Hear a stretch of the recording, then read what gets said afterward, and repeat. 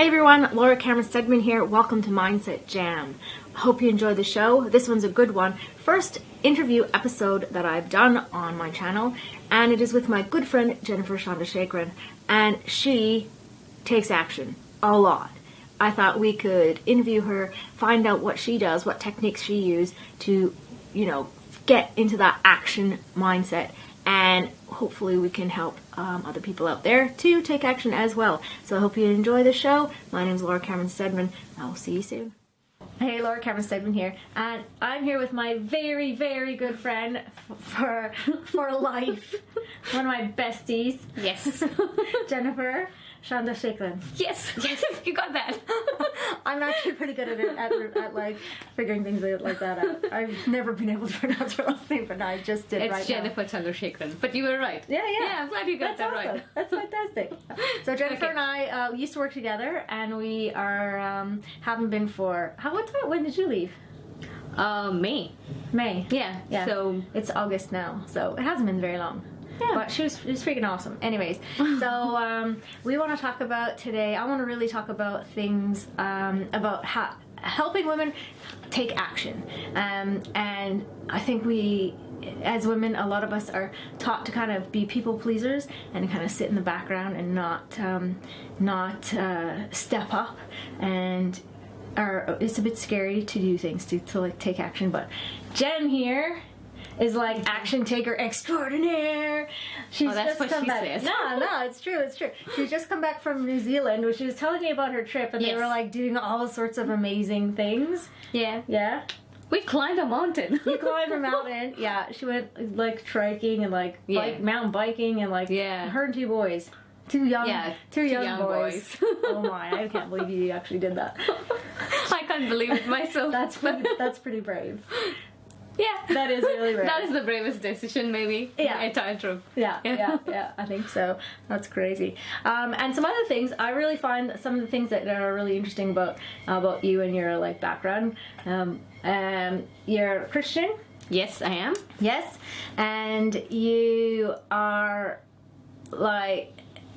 from India. Yes, I am from India. So you've got lots of interesting things like that are a little bit different than were brought up a little bit differently than me. Mm-hmm. So I find like all your stories and things like I love listening to all your stuff, all the stuff that you have. But the biggest thing that I find, when I think about you, I think this is somebody who just like jumps in and does stuff, and I want to help women to do that. So I want to ask you some questions about things so for example, your New Zealand trip, did you find there were lots of women that were doing the same things that all your adventures and your activities that you were doing?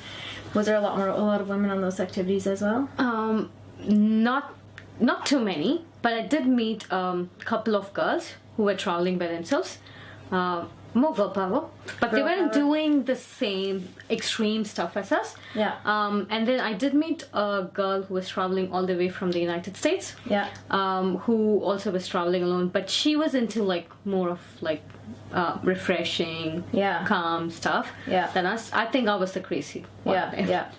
But even things like this, like Jen came. We're in Australia, if you didn't know that. I am from Canada, and when I came here, like just things like driving on the other side of the street, I haven't driven since I've been here, and I've been here for like 8 years. Jen comes over from India and she buys a car. It's like, let's go, and she's been driving. Like that's awesome. Okay, so what I want to ask you is, if you were going to give advice to somebody who was maybe a little bit scared of jumping in and doing the kinds of things that you do, does kung fu, does crazy stuff. Anyways, but just if you were to think about what you think about when you're gonna do something before you take action, to actually take a step and do something like that, to either take a kung fu class, or the first time you're going in there or to just go out there and buy a car and start driving, that kind of stuff. I think that a lot of women have a fear when they go to do something like that stops them from actually taking action. So do you, if you could give some advice to anybody out there, so ladies out there that are maybe either procrastinate doing something because they have a fear about trying things, or they just don't actually ever take action because they're a bit scared of taking action. Okay, so what I usually do is, I think this is, I don't know if that's irrelevant what I'm trying to say, but it is kind of relevant, so let me try to put it in a way that makes sense. So I love fantasy books, right? I love reading novels and anything of fantasy genre. So I've been brought up in a way where I had to imagine a lot. Yeah. So I think in general women have much more imagination power than compared to other men. Yeah. So I think I grew up imagining myself doing a lot of stuff which I've never done. Yeah. Like jumping off cliffs. I forgot that. She jumped off cliffs too. Yeah, so I want to do that. Like whenever I read about something that's dangerous, I imagine myself doing it. But then I never had an outlet to do it. So when I came to Australia, I had all those options to do it. So I could do cliff jumping, I could train myself in martial arts, I could go on traveling because I could now afford it. So there was a lot of stuff which I could do it. So I was imagining myself over and over again at this point where I had my own version of myself being much more crazier than what I am. So I tried to do that. But then, to be honest, I was so bad in a lot of stuff, especially with like Brazilian Jiu-Jitsu, which I tried. I was so bad. I was never able to submit one person. I was so weak. And then when I tried certain things which I imagined to be like much more evergreen and like the best version of myself, when I tried that, I couldn't do it. Like I couldn't do quad biking. I couldn't proceed with it at all. So I failed at it. But then at the end of the day, I tried it. I knew that I can't do it or it's not for me. So that's something which I learned over the period of time. So until you try it, I'm a person who likes to try stuff. Until you try it out, you will never know whether you like it or not. So basically, just go and try it out. Facing fears, yes, I understand. I'm afraid of black waters. I'm afraid of cat. I still haven't overcome my fear of facing a cat yet. Yeah. I did get a couple of close chances, but I never got to overcome that fear. Yeah. But I did face my fear of black water. As Laura mentioned, I'm a Christian, so I usually pray before I do something, and I jump into the water. That's what I do. Yeah. So I leave. So do you find that gives you a bit of strength then? It does for me. Yeah. So for me, being a theist, I feel that there is some kind of supreme power. Yeah. Which takes care of us. Yeah. And it kind of gives me a little bit of security. Yeah. Trying to just not be there by myself. Yeah. There's someone else to take care of us. So you just put your belief in that person and then you jump. Yeah. That's how I do it. I think that's fantastic. Yeah, I think I have to credit my parents for that one. They brought me up with that. So yeah, that's one of the best things. Yeah. Is there anything that you have tried that you haven't, like I know you were saying quad biking but you tried it? Yes, I tried didn't it. like it. Has there anything that you just didn't try at all? That you were like had a fear of it and you just were like no? That's cats. I cannot get over my fear of cats. It's funny, but I can't. No, I wasn't saying this. I was laughing because you were the story you were telling me about when you were going to see the bed or whatever, and the you were going to buy a bed or you were going and there was a cat, so you couldn't do it. Well, something similar happened in my New Zealand trip when we booked an Airbnb, which had a cat. And it was another black cat. It's not that I'm against any color cats. I'm against any color. Like, it's just, even a white, fluffy, blue-eyed one would scare the hell out of me. Yeah. But yeah, so I couldn't face it. The boys were trying their best to, just stand there. The cat would come to you, like, pat it, and it's like, no. No. I was confined to a room throughout my time. Oh my God. It's just so scary. I don't know how to overcome that. That's one of the biggest thing that I want to come out of it, but but it's very hard for me. Spiders. Spiders? So but no, because in Canada, there's not scary spiders in Canada. Nah, so you're in the wrong country. There's like a daddy long legs and stuff. They actually can bite you, but their legs are too long, so they can't actually bite you, and they would actually hurt you if you bite. Oh. But here, I came here and I was like, oh my God. Oh shit! Yeah.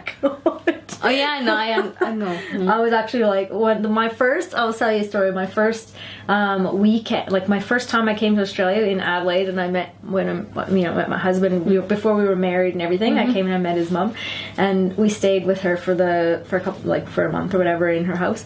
And the first day I was here, no, seriously, the first day I went, seriously, I walked into the house, met his mother, and then I went to the bathroom, and when I like, you know how they have a separate toilet? Yeah. So I went to the bathroom and I came out and like actually a spider jumped on my head.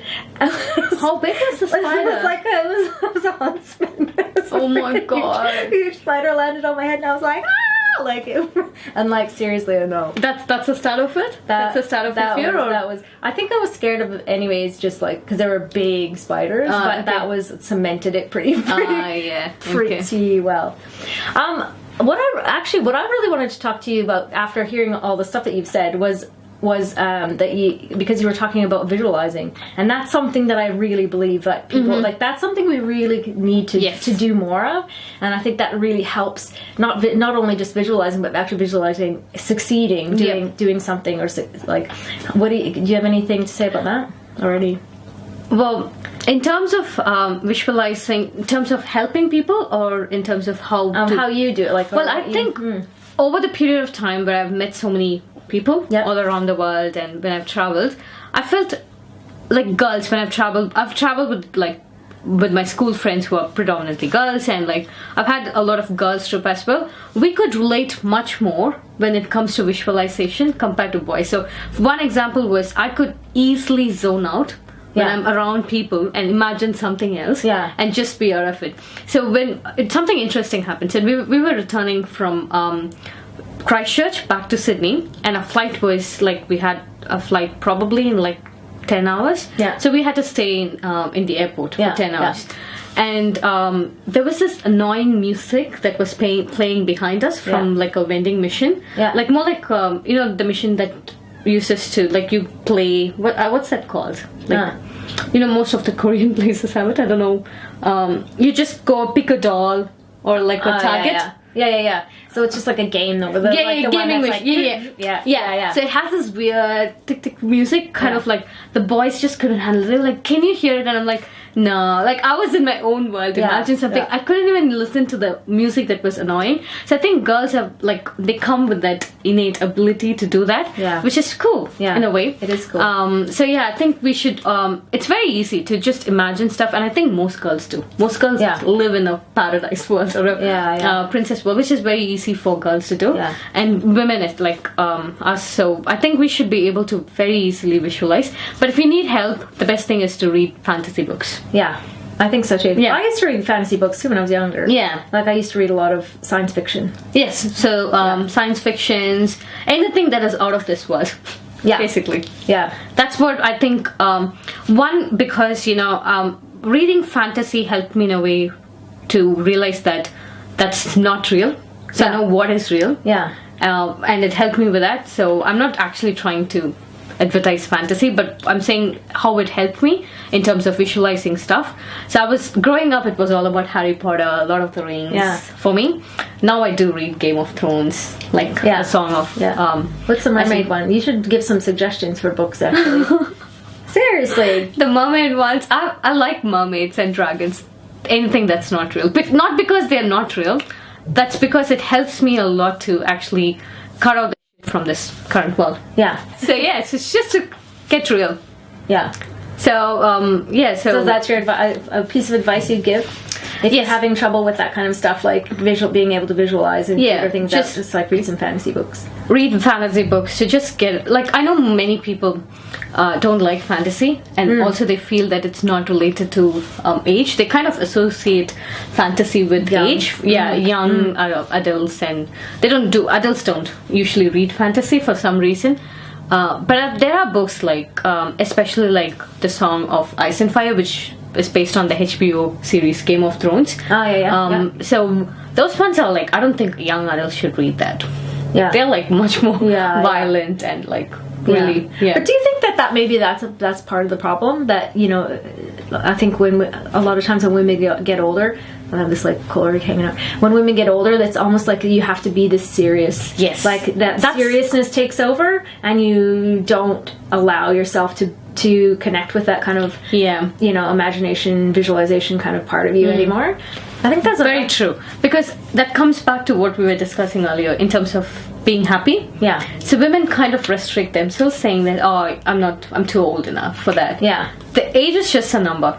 You and me. That. So so just do whatever you want, whatever makes you happy. Yeah. If reading fantasy gives you happiness, read it. If reading life philosophical books, then that's what your happiness is. Yeah. Like, do whatever makes you happy. But I do think, though, imagination, though, I mean, I think that if you are trying to change your life, visualization is a really big part of it. And so if you're having trouble with that, if you're having trouble with visualization, something that is a really good idea, even if it's not reading, if it's watching movies that, but I think reading is even more so, because you're reading the words and you are creating what you're, what's happening. You're creating what it looks like and all that kind of stuff. So that also is helping you visualize as well, which is, I think it's really important. And something that I actually teach in some of my courses, visualization quite a bit, and it does help a lot. And visualizing succeeding in what you're doing. Yep. And how you're going to feel when that happens is really important too. Yes. So keep imagining a better self, your own better self. Yeah. And you will get there. Yeah. I was in this, like, looking back 4 years, for like 4.5, or let's say 5 years. Yeah. Back when I was back in India, I was imagining myself traveling around the world. Yeah. Going to Europe, going to Germany. Germany was in my mind. Like, it was in my bucket list right from probably when I was 8 years old. Oh, yeah. So I imagined myself going to Germany. I imagined myself traveling around the world, being cheerful, being happy. Yeah. And that's who I am today. So I'm happy, I'm cheerful, I traveled. Yeah. So so you just keep thinking over and over again until it becomes a reality. And buy German cars. Yes, and buy German cars. Everything has to be made in Germany. No, I'm not. I'm not serious. But yeah, that's great. Another thing I wanted to talk to you about was, I mean, we worked together for about 2 years. Yeah, 2 years. And one thing that I found really crazy and awesome about Jen was that and something that I do not have within myself, but Jen does, is a very great sense of, I don't even know how to say it. People would correct you.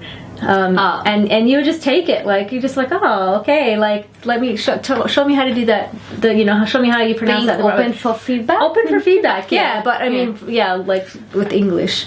But also other things too, though, really. I think that's great.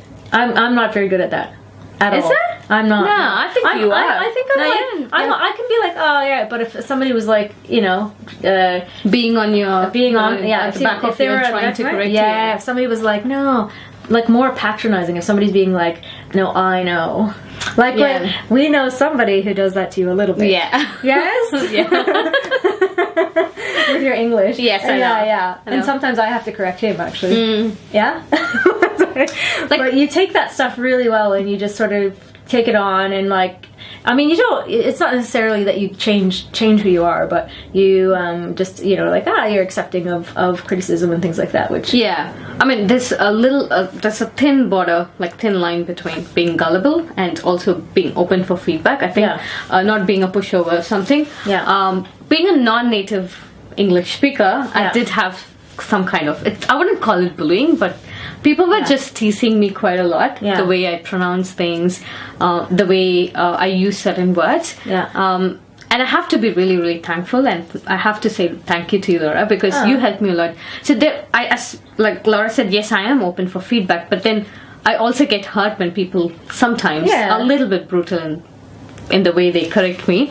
But Laura never does it. So she's always sweet. She's taught me how to say my STs. I would never forget all that. Acting exercises, ladies. Acting exercises. So she's always very sweet when it comes to feedback, and I think people should always do that too. Like when they give feedback, they need to know how to do it. I think it always depends on someone who's delivering it as well, because I could be someone who's very sensitive for feedback, and I could take it in a very defensive way. It did happen to me quite, like at a point. There is some breaking point for me as well, where I had to experience a little bit in my New Zealand trip. So I think being open for feedback is basically being a little bit humble. Like, no one is perfect. No one can know anything. I know the person correcting me also doesn't know 100% what they do. But I just accept the fact that they know better than me.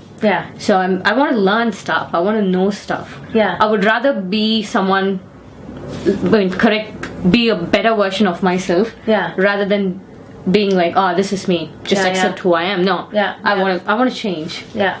I think change has to happen to anyone. Like I've met people who are like, oh, you've changed a lot. Yeah, changed for better. Like I need to change. Yeah. So how do you decide though what's better? Like if you have somebody talking to you and saying, I think you should be more like this, or you should, even if it was, say for example, is English speaking, and somebody's saying to you, you need to pronounce it like this, but then say you know, you need to pronounce it like this. That's how the Australians would say it. And I'm like, well, actually Canadians say it like this. Yeah. Do you know what I mean? So how do you kind of like differentiate when there's more, when it's not just like there's one way, when there's multiple ways? Yeah. And people are telling you multiple things, multiple ways to do things. How would you sort of take like the different opinions about the same thing and use that to better yourself? That's actually a very good question, actually. Yeah. So thank you. Well, I did have a very similar argument previously. In terms Was of it with me? No. So, okay, interestingly, I did have a lot of compliments when I traveled to countries. People say my English is really good for some reason. It is really good. What are you talking compared about? to a lot of my co-workers, like my previous co-workers. Yeah. But one thing I was taught good English, let's be honest. Like, as in not compared to a lot of other people back home, I was given an education which was mostly British based. Yeah. I even had a person come up to me and ask, like, you sound a bit of British and Australian to me. How come you were not sounding Indian to me? So I was like, I learned in a British school. I've been living in Australia for 5 years. Yeah. Maybe I got mixed somewhere. Yeah. But then I don't necessarily have a Australian accent, but people outside Australia think that I do have a little bit. Oh yeah. Yeah, most of them said that this time. Yeah, they were like, oh, you sound totally Australian. I'm like, no. Don't tell that in front of my friends. They're gonna be like, nah. Yeah. Nobody ever says that to me. Yeah. They're like, where are you from in America? I'm like, I'm not from America. I'm like, whenever they said that, I was like, thank you. I know that was true, but yeah. So when that happened, like one thing British say differently as well, the way they. And I was taught in a different way, and I think over the period of years, Indian had their own version of English. Yeah. And then we had Indian English mixed with British English, and we had our own version. So, especially like one argument that we had was the difference between dessert and desert, the sounding. Yeah. So the S sound before a vowel, we say it as Z, like the Z sound, right? Yeah. So I was never taught that. So I say it with the S sound. Yeah. So I was like, this is how I've been taught. Like I've been speaking this way. So stop correcting me. Like stop doing this. Like it's very hard for me to keep, because if it's the Australian way of doing things, like it's just not like. People understand me outside. Like it's just not that they don't understand. So I do get sometimes a little bit defensive when it comes to taking feedback. Especially when you're like, okay, you know what I'm talking about. Yeah. You totally know. That's what, like, you get the point, right? Stop doing it. But it just becomes a little bit over. But coming back to your point, how do I actually know which is good, which is not? Even the same example, I know that it's not, like when I go and, like I do some little bit of background research. So I get the information, so I go back to Google. Usually I go back to Google, like, how do you pronounce? And then UK version, like US version. So none of the versions would be the way that I say. So like, okay, I was wrong. I know I was wrong. It's not that, you can't be right all the time. So you have to just go back and revalidate whatever you're saying. So what would you do then in the case then where it was like, this is the UK version, this is the American version? What would you, and this is like, what would you, if there wasn't an Australian version because you're in Australia, and it was a British version and an American version, would you take the British version? I usually take the British because I know Australians closely follow British as well. And so it just depends on the situation. So I try to I try to, like, especially one of my co-workers, always, like my ex-colleague used to say that never rely on Google. But I usually rely on Google. I don't know if anybody would actually like go with that advice. Yeah, but I was like, I would rather have like multiple opinions. Yeah. Kind of like go with the majority. Yeah. How it is, but it's actually, you would know, like anyone would know that you're right or wrong. Like I think that's your gut would tell you. Yeah. Like especially I think, let's pronunciation aside, when you're trying to state a fact. Yeah. Let's take like India hasn't developed an automated car until like last 2 years ago. Yeah, yeah. You know for a fact. We know about that. You know for a fact that happened quite a long time ago, but you don't know exactly when. Yeah. Because I was like a little kid, I know there was a manufacturer called Tata who launched one. Be it a failure or a success, we had cars like long ago. So it was like, I wasn't sure, but then you had to go back and give evidence. Yeah, like, go to a wiki page. That's what I usually do. Yeah. But if you know for sure, I think you will know. Like, Yeah. that's somewhere inside your brain. You have all that capacity. Yeah. Which is amazing. That is amazing. What if, like, okay, so because I know you're, quite, you're Christian and you're very like dedicated to your faith. Do you think that, like in my thinking, I think that we are all sort of, we come here, we're born, and we have something within us that's actually like we're supposed to do something. Yeah. We're supposed to like a tree.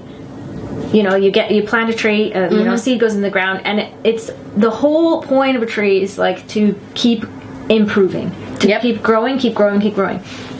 But I think that humans, we base that on other people's opinions too much. Yes. So we take other people's opinions, and if they, like if a tree did that, you know what I mean? The trees all around him were like, man, you shouldn't be growing so high. You should like stop growing because you're making us look bad.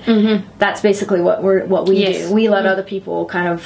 So what do you think about that? Because I know that when you are letting other people kind of give you their opinions and what they think that you should be doing, how do you kind of weigh that external motivation from internal, from like listening to that kind of inner voice and listening to that kind of when do you know when you should be doing something? You get that kind of feeling that it's like, okay, that's the way I should go. You feel it, and you feel it when you're not supposed to. So how do you kind of weigh up those two things? So literally it's basic. Okay, so you have to listen to your heart, then your mind. So mind is fully injected with other people's opinions. So the good example is when I was trying to buy a car. I've been a huge fan of German technology. I've always wanted to buy European cars, but then when it came to buying an actual car, I went and asked everyone. That's what I do, because one, I want everyone's opinions, which could be good, better. Okay, good. All right, so it gives you better clarity. So when I keep asking people to do, should I do A or B, and they give me B, and they're like, oh no, I want to do A. So that gives me an answer, like what exactly I want. It's much better than tossing a coin or like doing some blind guesses. I would say use the opinions against yourself, like in a way that it helps you find your actual your need. So that's what you're like going, okay, what do you think? And then you're like, no, I don't think so. I don't think so. See, your heart would say something, not your mind, because your mind keeps getting all the opinions inside. So at the end of the day, people say Jap cars are like more reliable. They are much more like less of like much more economical in terms of like, so on the longer run you get to save money and all that. Yes, that's true in a way. But I asked this question, so I think every time when someone gives an opinion, you need to actually ask them a question back whether they actually had experienced it. People can be full of opinions from other people's opinions. So I remember when I was trying to buy this car, I went to a couple of people, and like I went to like 15, let's say 15. Not couple. You totally So when I went to a lot of people, they were like, only one person said buy what you want. Everyone else were like, oh, buy a Jap car, like everyone else. So at a point in time, I was like, why do everyone keep saying, yes, everyone were right. Like, I'm not saying they were wrong. But then at a point in time, I asked just one question back to them. have you ever owned a European car to say that they're unreliable, or are you based on reading stuff from forums where people complain? Forums are usually where people complain. So are you reading stuff? No, we had a friend who had a jack, but like, did you actually own a European car which had trouble? Like, no, we are much clever. Like, we never got one because we never used one. So like, okay, so this is not first-hand opinion. Yeah. So just check the validity of the opinion as well, because people could be just passing on opinions from other people's experience, and everyone is different. Even if it's a first-hand opinion, only because the reason I'm asking to value a first-hand opinion is because based on experience, not because of just random thoughts happening everywhere. One that, and again, even if someone has experience does not mean that you have to have the same experience. Everyone is different again. As you said, like if the tree starts doing it, it cannot survive. Like it cannot be. Like tree has its own unique ability and its own purpose, right? So it's the same. So when you ask someone of their experience, you get to know what actually that person went through. And that way you're actually talking to a person. You get to listen to certain stuff. You start listening a lot. But the second thing is you actually know what you want. Like you would know. But then again, always your heart would say something, mind would say something. I would say go with the heart because that makes you much more happy. Yes, if my car breaks down, I would feel bad. I would be like, everyone said this to me. But then again, when I go and say like if say tomorrow Laura wants to buy a car, I would say buy a car, like get a European car, it's fine, like I'm happy with it. Or I would say, everyone said, I didn't listen, but you know what, but again Laura would be like, anyway, I still want to buy a European car, so she could buy one. So it doesn't matter. So at the end of the day, do whatever you want. I would say that. Just like happiness quotient matter. Like you need to be happy. So if you're buying something just because someone else gave an opinion about it, then what's the whole point of you owning a car when it's your car, it's your stuff? There's no point in having other people decide for you. What about like career and all that kind of stuff too? Do you find that? I mean, I think from when you were brought up, you're very like your parents were very integral in directing what your kind of what your life has turned out to be. I mean, you're obviously like she's really freaking smart and like really is good at her job. So I'm okay. Not too smart. Like I'm not going to be like. Okay. Anyway. So they did pick pretty well for you, I think. Like, but is there anything? Was there something else that you would have like? Is there anything else that you would have kind of done if that hadn't have happened? Do you think that there was like a bit of a? Was there a little kind of a tug any other direction that you would have taken? I think culturally, I was actually much more brought up in a different way compared to that was. So I like the freedom here. I like the culture. Like Australia has pretty much no culture. I would say that it's way too multicultural that people lost their actual culture, like from the background they are from. But to be honest, I like that because culture is good in a way. It molds you in a way, but then you get restricted in a lot of activities. So I just think that for me, having more freedom and also the security that you could be going anywhere, just doing yourself and be safe. I think that could have been much more because we had to live in a place where we had to not like we are very friendly. Like Indians are really friendly. I can vouch that. But me too. She's great. So but then we are always scared to go and befriend someone at like the first instance. And that's not here. People are really pleasant and serene, right? Like because they just don't see anyone else as a method of harming someone. Like you don't get. Yes, you can get like mugged here, or like you could encounter a druggist or something, but you generally don't feel like really in like unsafe. So you don't have to do that. So there was one person here who asked me, like when I was walking from Redfern station to back to work at Alexandria, I had a lady run in front of me and ask me help, that her husband was actually having a seizure, and she wanted some help, and she invited me to her home to come and lift her husband from the floor. and I couldn't see the husband lying on the floor from like when I peeped in. So I was like, oh, is she asking me to come in so that she's gonna kill, like, one, because I was influenced by a lot of crime series that I'm watching, which is wrong, but also the first thought that came was, how am I going to save myself from this? But she was actually asking for, but when I did peep the second time, I could see the husband like rolling in pain on the floor, so they needed help, and I could see like few other people were also reluctant. She was shouting like, come in and help, but everyone were reluctant because everyone were trying to save themselves, which kind of like, I did help the person, but I came back to work and I cried because I was sad that I was not able to, at that moment I was not able to help a person. I was thinking only about myself. I think that goes back to where my parents taught me, don't get onto a stranger's bike, like someone, if they call you, don't go in there. So I think everyone does that.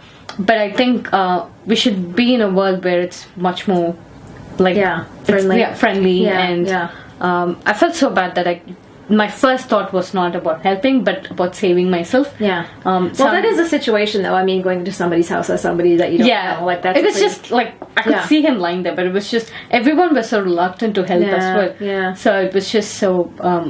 I think I would, in terms of India, where you're not supposed to talk to men freely and stuff. It gives you a restricted zone. Like I don't know how to describe it, but it's just that you kind of build your own territory and you kind of safeguard it, which I feel that here not many people do it. So I think that's something which I could change. But other than that, I'm very happy with the way my parents brought me up. So I'm happy with that.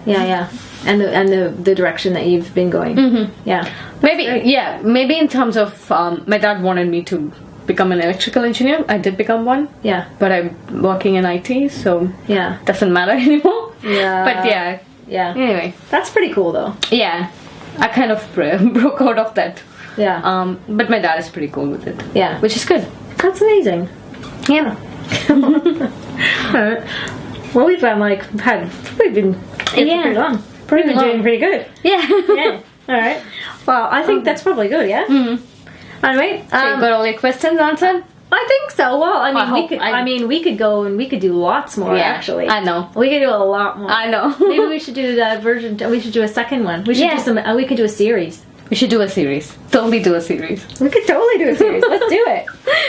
We'll keep talking for hours together. I know, but that's amazing. That'd be great. Let's do it. Okay. The birth of a series. The Jen and Laura show. Dun, dun, dun. Yeah. I think by asking all these questions would bring in a lot more perspective to people. I think so too. Like two different cultures. And true. And two different ways of ways of thinking. I think that's a freaking awesome idea. I should ask questions back to you as well. Next time let's do that. Yes. We'll have Cool. Alright. Well, my name's Laura. And this is Jen. And this is Jen. Bye. Hope you enjoyed that, and hopefully we'll be doing more of these, because I think that would be pretty amazing. I think this is a pretty good show. Let us know what you think. Let us know what you think. Alright, everybody. Thank you. Bye. Hope you enjoyed that episode. It was my first one, interview style, and so they're just going to get better and better from here. Anyway, you can find me on my website, www.lauracameron-stedman.com, and in all the other places. See you there soon. Bye.